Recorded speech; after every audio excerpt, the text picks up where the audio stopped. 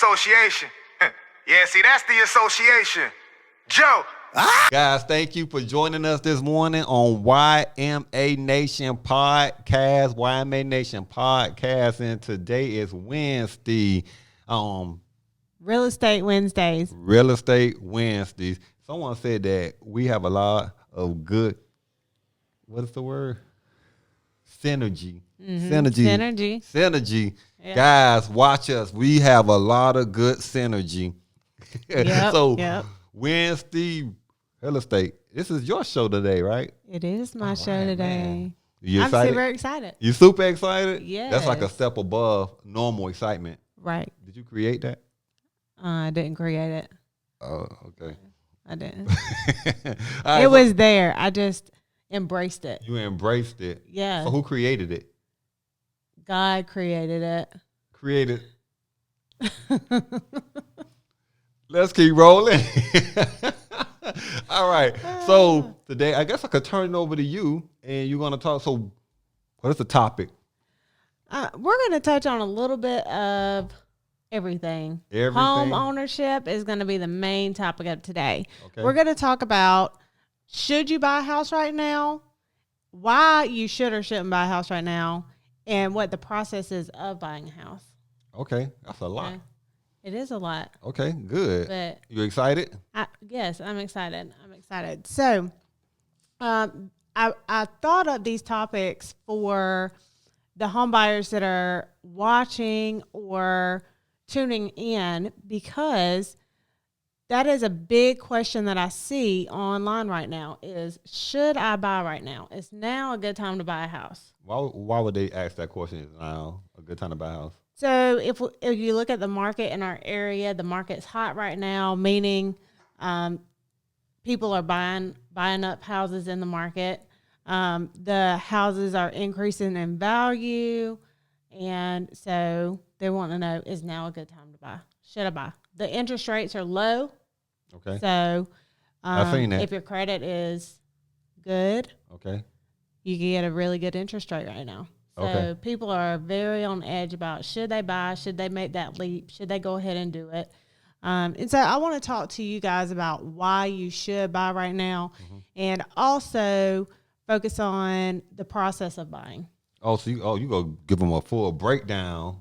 So if I was just like call you and I'm like, hey, I heard about the pyramid group. Heard about the pyramid group, and y'all help people to become homeowners. Right. What do I need to do?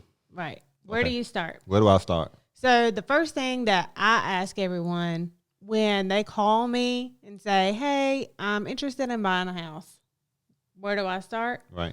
Is we have to get you pre-approval ready. So where is your credit? Okay. You asking me? Because we talking about 800s. You just asked it? That's what you asked them. That's what you asked them. That's what I asked them. Okay. And since you're the credit expert, I figure you could, just tap into and just talk about credit and then why I can jump in and say why. Okay, so like, what do you want me to talk about credit? Because I could talk about everything. I could take over your show. Anyway, but okay, but go ahead. Right, I understand the importance of credit and the interest rate is how it impacts a home mortgage because it's a loan. Right. Right. So what I tell people is your consumer credit has to be able to qualify for loans. You have to get a loan to get a house. Okay. So we review your credit file with you to make sure that you're going to get a pre-approval. Okay. So that's step one is, can you obtain a pre-approval for us to start looking for you a house? Where do I get a pre-approval from? A mortgage lender, typically, or a bank. Okay. We guide you in that respect as to where you need to go based on your credit. So I'm hands off. I call you. I'm hands off. You go just lead me the whole way. We lead you the whole way. Okay, go ahead. Let's keep going. So basically, we take you through the process of the mortgage lender, and then we get to the fun parts of taking you to look for a home. Okay. So it's very important to understand what you want in a home and what your price point is, because a lot of people that we talk to will be like, well, I want my mortgage to be $700 a month. Mm-hmm. Well, did you budget that to come up with that number? What's wrong with that? I want my mortgage to be $700. What's wrong with that? Well, you have to be realistic. Okay. You know, you can't get a $200,000 house for a $700 a month mortgage. Why not? I mean, not unless you're going to put like 50% down. I mean, Right. you got $100,000 sitting in the bank, sure. Right. We can get you know, you have to think of your taxes and your insurance and Right. things like that as well. Okay.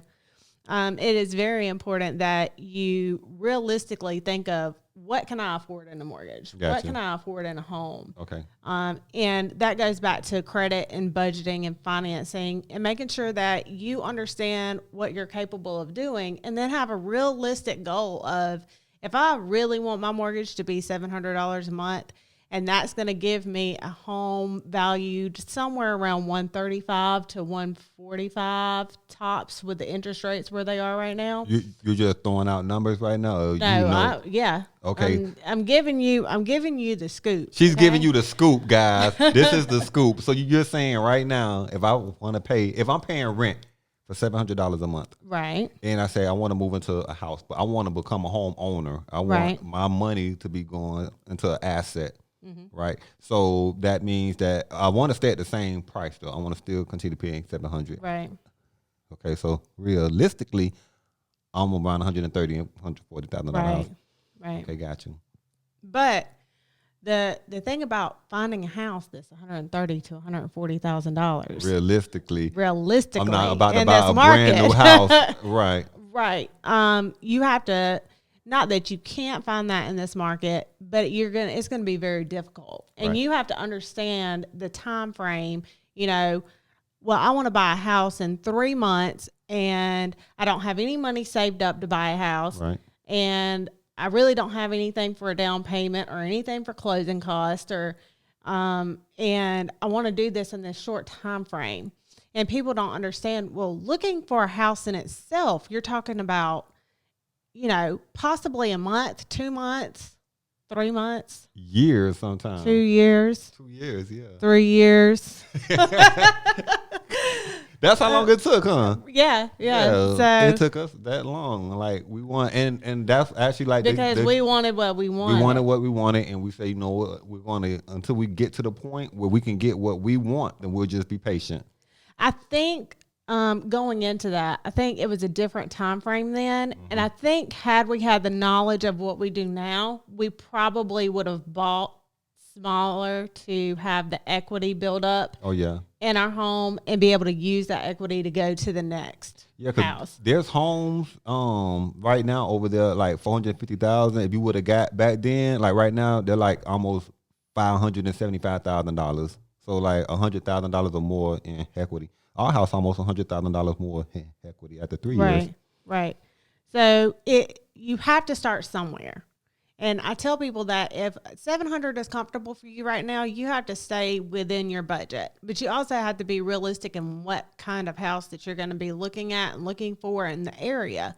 I have a lot of people say, well, I would like to live in Fountain Inn, Simpsonville, Malden, Piedmont, Easley, Well, Powdersville, let me say something. Duncan There- for $130,000. So there's people like California and Texas and like all over the country right now. So they have no idea the areas that you're saying right now. So on a broader prospect, like explain that.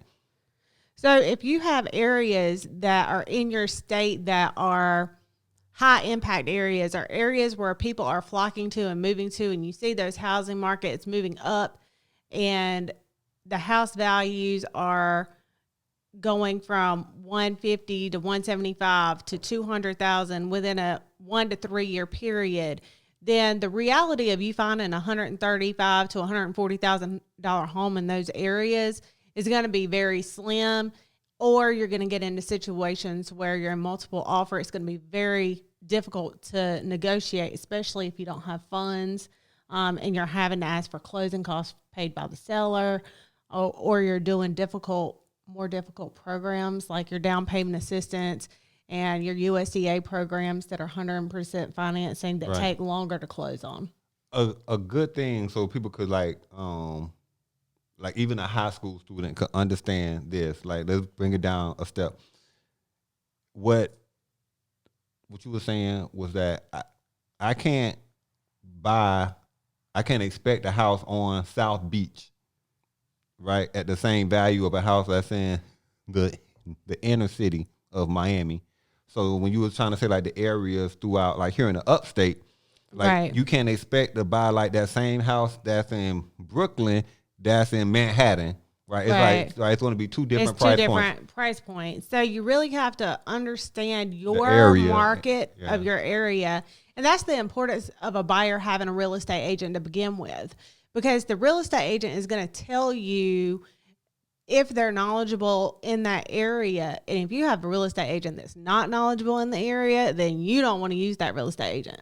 Because they have to be knowledgeable of what's going on in the market. Why? So that they can find you the house that you want.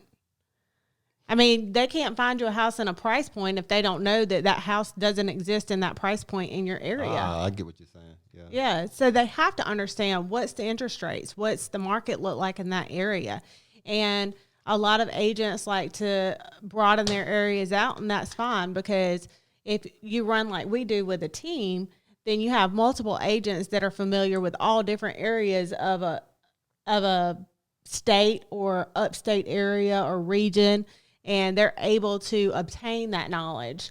But most agents like to stay centralized to an area because they understand the market in that particular city or in that particular county. Got it. And they're able to better service their clients that way. Okay. All right, let's move on. I'll start interrupting you. I just have questions. Hey, I love questions. I love questions. Some of the things I know, but like I ask a question because they're on their end, maybe like, I don't really get that, or I really don't understand that. So, but then I jump in with the question to help them. No, this is really good because there's a misconception of people not needing a buyer agent. Another misconception. Let's talk about this. Let's talk about this misconception. Right, because they think, well, if I want to get a new house built, I can just go to a subdivision and I could talk with the agent there. But what they fail to realize is that agent works for that builder. That agent doesn't work for you. What do you mean the agent works for the builder? So they're hired by that builder to work either that subdivision or multiple subdivisions in a region. And they are on the builder side of the transaction. They're writing the contract for that builder. That builder has their contracts. They learn everything about that particular home. Got it. And so if I work, so if there's a builder, they're building out like all these subdivisions. Mm-hmm. I'm hired as an agent to sell these homes that they're building. Right. Okay. So my goal is to work in the best interest of the builder. Right. Got it. Okay. So as a buyer, you have to have someone that understands and represents your side of the transaction. That's going to protect your interest. So you have to have a buyer agent. Okay. And another misconception, well, I know for the upstate where we are. Okay. I can't speak on different states because I'm not licensed in different states. Okay. So you want to check your licensing and regulations in those states. Okay. But for the most part, that buyer agent is working for you and getting paid by that selling side of the transaction in most cases. Okay. So, explain that. So you say that the seller side of the transaction, explain that. Okay, so you have the seller side of the transaction and the buyer side of the transaction. I'm the buyer because I'm here trying to get this house for $700. I'm trying to get the house for $700 a month. Right. So I'm the buyer. So I break it down easy and simple. Okay. Right. Basically, I work for you for free until we close on the house. Okay. And then if it's listed in our MLS system, and I'm talking about the upstate, mm-hmm. then most of the time it dictates how much that seller is willing to pay the buyer agent when the transaction closes. Okay, right? So we're going to break it down again. Break it down. Break it down. I'm the buyer. You're the buyer. I come to you. Right. I had the phone call that, hey, I'm trying to buy a house. And you say, okay, I'd love to help you. I don't know, do I got to sign contracts to you or? Yep. Okay. I'm your buyer agent. Okay. I'm working for you. You're working for me. So you go out and you help me find a house. Right. We find a house and you stand there doing this whole time. You don't get paid until I'm in my house. Closing table. Closing table. And I don't get paid. My brokerage gets paid. Okay. And then I get paid by my brokerage. Got it. Okay. Your brokerage, explain that. So when you're licensed in our state, you have to hold your license under a brokerage. Okay. So we're brokered. The Pyramid Group is brokered under Keller Williams. Keller Williams. Yes. So that means that the brokers split the fees, the transactional fees. Okay. And then that brokerage pays the agents based on whatever the agreement is with that brokerage. Got it. Okay. And then so they're paying you. So that's what you mean by the seller side. So Right. you're going to work in my best interest to help me. And when we close and we sign all the paperwork on that house, then that's how you get paid. Right. So I get it, because I understand having a conversation. Someone will say, well, I don't want to pay out all this money to this person because they think it's coming out of their pocket, but it's actually being paid by the opposite end because they're trying to sell a house, right? And so when they sell that house, then they're paying you for bringing me to the table. Right. Right. Is that how it works? Right. Right. Knowledge. And it's not always that way. So Okay. I can't say that it's 100% that way. There's Okay. instances where you may have to pay your buyer agent out of pocket. Okay. What's the percentage though? It depends on the transaction. Okay. Like, let's say that you go out looking for a house and you're riding down the road and you find a house, but it's for sale by owner. Oh, now that's a whole different. That's a whole different scenario. I think you should save that for a future topic. Yeah. I mean, like for sale by owners, Right. and like you can explain the difference between each one. I think that'd Yeah. be a good conversation. Yeah. Yeah. So it's not 100%. So I just want them to know that it's not 100% of the time, but a majority of the time, that's the way it works. So if you look at the last 10 transactions that your team has done, what would you say is the percentage out of that What do you mean, the percentage? that the seller had to pay the buyer side? 100%. 100% of the time? 100% of the time. So the majority of the time, Right. I'm the buyer. I'm not paying. I'm not like really paying you. They're paying Right. for bringing me to The table. the table. Got it. Yeah. And that's the other important part of that is we have a lot of people that also get into, a lot of people want a new house. You know, they want a house built from the ground up. They want to pick out their colors. They want to go through that process of having their home built and really making it unique to what they want. Right. So that is another important thing to look for in your real estate agent is what type of relationships have they built with other agents in the area? Like, do they have good relationships with agents that work for builders?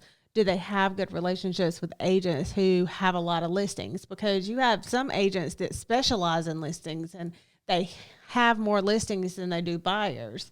So they're constantly listing and, you know, they want to build those relationships with higher quality buyer agents. Right. So that when their listing hits the market, they know, hey, I can call this buyer agent because I know they'll more than likely have a buyer lined up for me. That makes sense, especially if that agent works with like a certain criteria of people. Right. Right. That makes Right. sense. Because you in different areas, you're going to have different price points. You're going to have different, you have first time home buyers. You have people who invest and sell and flip. And so you have such a wide variety of home buyers in general that you have to have different agents that you have relationships with. Okay. All right. So Real estate Wednesdays. All real right. estate Wednesdays. So go ahead and keep going down like this whole thing of how like this process works, because you taught me through like the cost and how much I can expect to afford because I'm trying to buy a house. Right. And then you take me out and start showing the house and we get to the closing table. I understand all of that. Right. Earlier, we was talking about equity in the house. Right. So let's talk about that. 'Cause I know you're an expert in that whole field. So equity in the house is typically built over time. Now you can build equity in new builds sometimes a little bit quicker than you can resell. Okay. Because in this market, in the upstate, what we're seeing is the builders are really raising their prices right now. Okay. So I'll give you an example. I had a client that closed on a house back in May. They bought for $225,000. Right. This floor plan. 35 to 45 days later, that same floor plan and that same subdivision was selling for $250,000. Wow. So it's almost like they walked into it with Equity. Money, So, that's their money. right, That equity and- is their money, right? And if you're building, and let's say that builder increases the prices from the time you start your build until 4 to 6 months later when you complete, Right. then you can walk in that home with equity. Okay. Meaning, That's big because equity is my money. right. It's just sitting there, right? And as you continue to pay on that home, your equity is going to continue to build and continue to build. As long as the market in your area is stable and growing and things like that. Like the This upstate, isn't like for- out here. Right, like out here. Every area isn't seeing that. Right. Right? Because you have people moving out of areas. So what's happening to those homes? Right. Well, they're probably depreciating. The houses are sitting on the market for longer periods of time. They're not getting everything that they've put into their house. They may not have as much equity. They may be losing equity.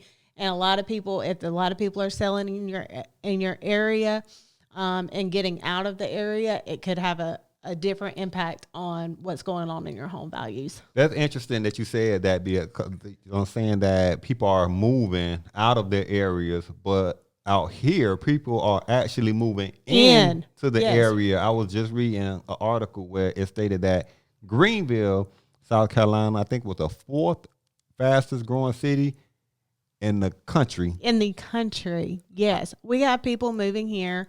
I actually just sold my first virtual home buyer. They are from out of California, Okay. and their agent found the house. They only saw it virtually until the day of closing. I mean, I'm just on a computer. Yes. I could see all the bedrooms. I could see the land, and I'm Yeah. like, I want that. Yes. Wow. That was my first virtual, but it's becoming popular because of everything going on with COVID. Right. And a lot of sellers that want people coming through their homes. A lot of buyers didn't want to go out and see a lot of houses, and especially with different people walking through them. So Even with the mask, right? Yeah. Right. Right. So what you had is these virtual tours became really popular. Right. Like Okay. they're really a growing thing now. And so you have a lot of people coming in from California, Oregon, Washington, New Jersey, New York, Pennsylvania. They're really coming from everywhere, coming up from Florida. So you have a melting pot happening in Greenville right now. But that's good, right? Because even as you drive throughout the city, like everywhere they're just building, like they're just building like properties everywhere because they're trying to keep up with the growth of like not only the local economy, but the people that's coming in too. Right. So it's kind of like a double-edged sword because you have people that are from here that are missing the market. Okay. What okay. that means. Yeah. Missing the market. Missing the market. What is missing the market? So what that means is because you have people coming in from states where the property values for, let's say, a 1,200 square foot home, they're used to paying anywhere from $300,000 to $450,000 for like up north. Right, Right. like up north, over in California, in certain areas. Right. So they come here, they can get a 1,200 square foot home for $200,000. $180,000. So they're driving the prices up, especially in multiple offer situations. because they're going to outbid They're you. going to outbid you. Yeah. Because they're like, this is chump change compared to what what we- I was paying, especially if it's sitting on a little piece of land. Right. Right? If it's half an acre, they're not getting that over there. Yeah, because their houses are like side by Side by side. side. So they come here and see like, I get a front yard, a backyard, Right. a driveway. But what that does is the people that are localized, that are from here, that aren't used to those prices being pushed up that high, that are used to that $150,000, $175,000 price point, that's comfortable, right, for what we see the area as far as what people make per hour, what people make a year. They're missing the market. Got it. That makes a lot of sense. So it's a good thing that it's going to boost the economy, more people coming in, you have more job, you have the growth, but the local people are going to have to get in somewhere. Right. They're going to have to adjust. Right. Right. So we're almost towards the end of the show. Like, did you cover everything that you wanted to cover? I think this was a lot of information That was for a lot. people. That was a lot of This information. was a lot of information for people. But what we do here is we try to simplify it. Right. And we are very, very hands-on.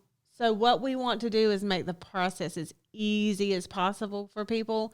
And we want people to understand that it's a process. People go into buying a house and they're like, well, my cousin did it this way and it was like this. Well, every home buying process is different.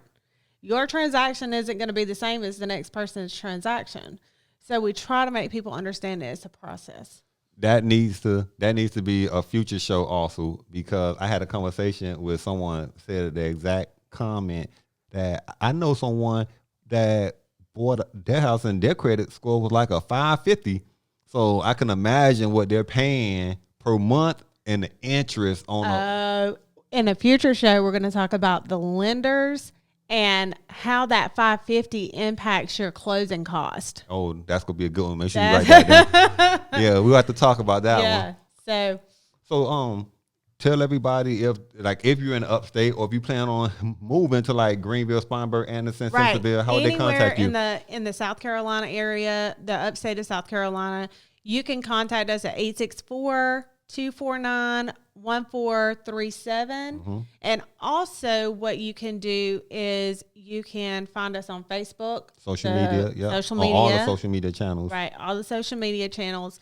And it doesn't matter if you're moving to the upstate or if you're wanting to move anywhere in the United States, we have a great referral network as well.